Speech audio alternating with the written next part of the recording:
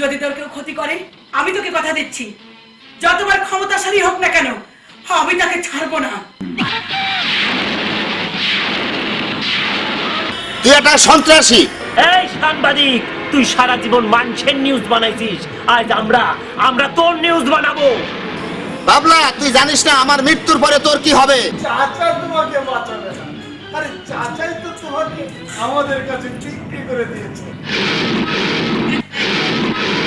চাচা 10,000 টাকা আমাদের কাছে তোমাকে বিক্রি করে দিয়েছে। কি? সাংবাদিক হায়দার চৌধুরীর লাশ পাওয়া গেছে? তোর মতো সাংবাদিক মইরা গেলে কি হবে? কিছুই হবে না। 2-3 দিন পত্র পত্রিকায় লেখা হবে, মানববন্ধন হবে, অপরাধীর ফাঁসি চাই, কিন্তু ফাঁসির দড়ি আমার গলায় কেউ বাড়াইতে পারবে না। ও স্বামীকে খুন করেছে, ওখানে অস্বীকৃতিপ্রাপ্ত। আর আমি জানার সন্তান উপরে গুলির শব্দ শুনতে পাই। আমি আর সাইফুল দুজনে উপরে গিয়া দেখি। তাহলে শুনুন আমার সেই গল্প।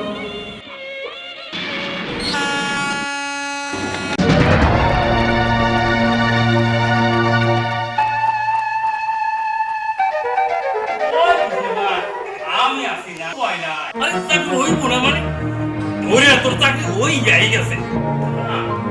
আমি দেখি কোনো একটা রিক্সা পাইনি।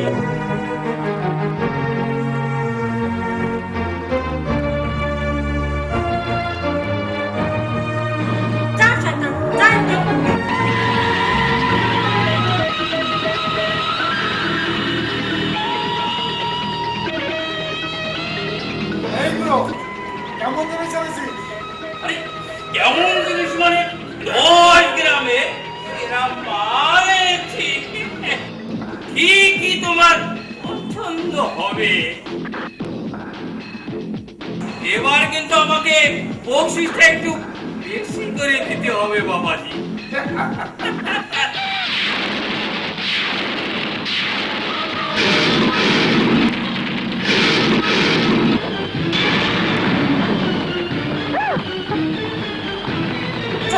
চাচা ওরা আমরা ধরে নিয়ে যেতেছে। চাচা আমার হাত থেকে আমরা বাঁচাও চাচা।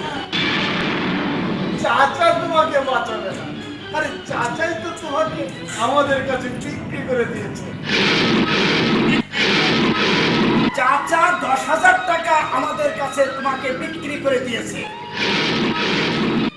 শয়তান, পেটে এখন ভাতের লেগে তোর লাগে শহরে আইছি, আর তুই আমার এত বড় ক্ষতি করলি। আমি তোর কাজের ব্যবস্থা করে দিই নেই, তোমরাই কম আমি ওর কাজের ব্যবস্থা করে দিই নেই।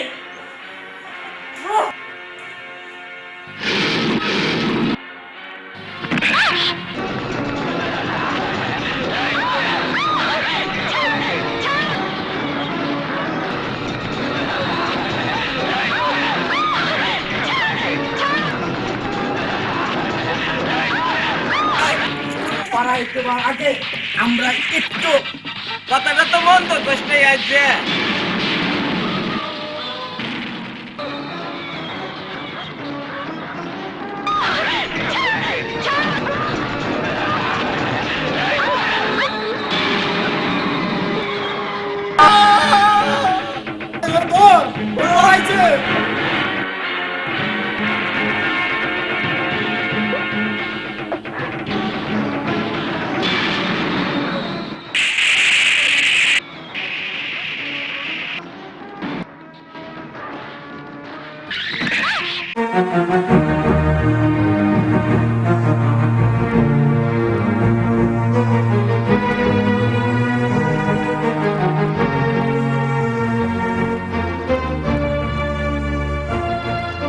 আপনারা কারা?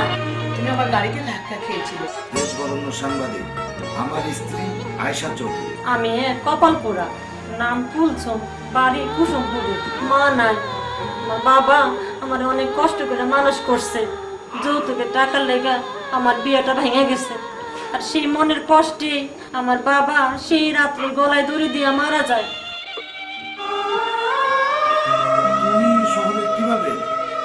বাবা মারা যাওয়ার পরে বাড়ির কাছের এক চাচা আমার চাকরি দেওয়ার নাম কইয়া আমার শহরে নিয়ে আসে। তারপর আমারে খারাপ মানুষের কাছে বিক্রি করে দেয়, আর আমি তার ঘর থেকে পলাই আসি, আর তারপরে আপনাকে গাড়ির লগে ধাক্কা খাই। গ্রামে এখনো তোমাদের মতো অনেক সহজ সরল মেয়েরা আছে যারা চাকরির সন্ধানে কারোর সাথে শহরে আসে, কিন্তু তারা বিক্রি হয়ে যাচ্ছে প্রতিদলায়। তারা জীবনের সব আশা আকাঙ্ক্ষাকে নষ্ট করে দিয়ে ভাগ্যকে মেনে নেয়, বছরের পর বছর পড়ে থাকে ওই প্রতিতলায়। শত চিৎকার করেও ওরা কারো সাড়া পায় না। আমি ভাবতেই পারি না কবে নারীরা আর 10 জন পুরুষের মতো স্বাধীন সৎ সাহস নিয়ে কবে চলতে পারবে দিনে রাতে। সেদিন আর বেশি দূরে নয় আশা। তোমার মতো নারী যদি প্রত্যেকটি ঘরে ঘরে একটি করে থাকে, তাহলে অবশ্যই এই নারীরা মাথা তুলে দাঁড়াবে। তুমি আমাকে দোয়া করো, আমি যেন এই সমস্ত নির্যাতিত অসহায় নারীদের পাশে এসে দাঁড়াতে পারি, ওদের হয়ে যেন আমি কথা বলতে পারি। তাজা খবর, গরম খবর, চাচা ভাতি ধরে বেচে ফেলাইছে। এই দেশের কি অবস্থা হলো? চাচা হইয়া বাতি বেচা দিছে, শুনছো কামাল মিয়া? চাচা তাই তো শুনলাম। আরে কাউরি কি বিশ্বাস করার কায়দা নাই। আশা, আরে কোথায় তুমি? আরে দেখো, দেশের সবকটি পত্রিকায় তোমার খবর ছাপা হয়েছে। আমাকে অনেকে ফোন করে তোমাকে ধন্যবাদ জানিয়েছে। আমি কিন্তু প্রশংসা পাওয়ার জন্য নিউজ করি নাই। তোমাকে যারা ফোন দিয়ে ধন্যবাদ জানিয়েছে তাদেরকে তুমি বলো, ওরা যদি এই নিউজ করে একটু দুঃখ প্রকাশ করে, অন্তত আমি একটু শান্তিটা পাবো। সত্যি আশা, তুমি একটা মহসী নারী। আপা গো, আমার খুব ভয় করতেছে।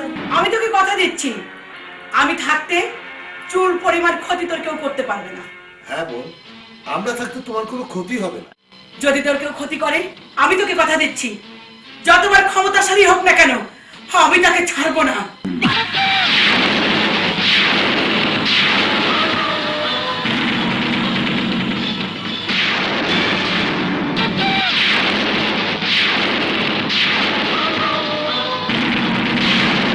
আমাকে এখানে ধরে এনেছিস কেন? এই তুই দেশ দরদি, দেশের বন্ধু, কি বলতে চাচ্ছিস তুই? আরে এই, তোর কত বড় সাহস, তুই আমার বিরুদ্ধে সাক্ষী দিস? আমি যা করেছি ঠিকই করেছি। তুই একটা সন্ত্রাসী। এই সাংবাদিক, তুই সারা জীবন মানুষের নিউজ বানাইছিস, আজ আমরা তোর নিউজ বানাবো। বাবলা, তুই জানিস না আমার মৃত্যুর পরে তোর কি হবে? চিৎকার কইরা মরণের আগে গলা শুকাইস না। তোর মতো সাংবাদিক মইরা গেলে কি হবে? কিছুই হবে না। 2-3 দিন পত্র পত্রিকায় লেখা হবে, মানববন্ধন হবে, অপরাধীর ফাঁসি চাই, কিন্তু ফাঁসির দড়ি আমার গলায় কেউ বাড়াইতে পারবে না।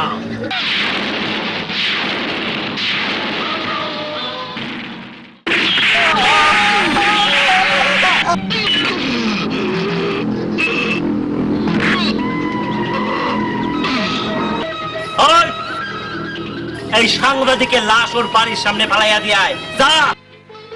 হ্যালো, কি সাংবাদিক হায়দার চৌধুরীর লাশ পাওয়া গেছে? ঠিক আছে ঠিক আছে, আমি আসছি। আপা চা খাওয়ার সময় নেই, আমাকে এক্ষুনি একবার বাইরে বেরোতে হবে। কি হয়েছে আপা? সর্বনাশ হয়ে গেছে, সাংবাদিক হায়দার চৌধুরীর লাশ পাওয়া গেছে। কি কর? আমি আসছি।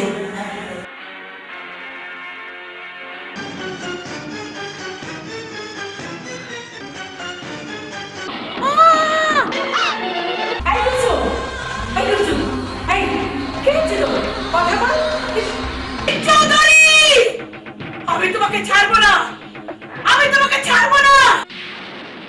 কুলসুমকে তোমাকে বিয়ে করতেই হবে। রফিক চৌধুরী কি করতে পারে তা তুই জানিস না, কুলসুম, তা তুই জানিস না।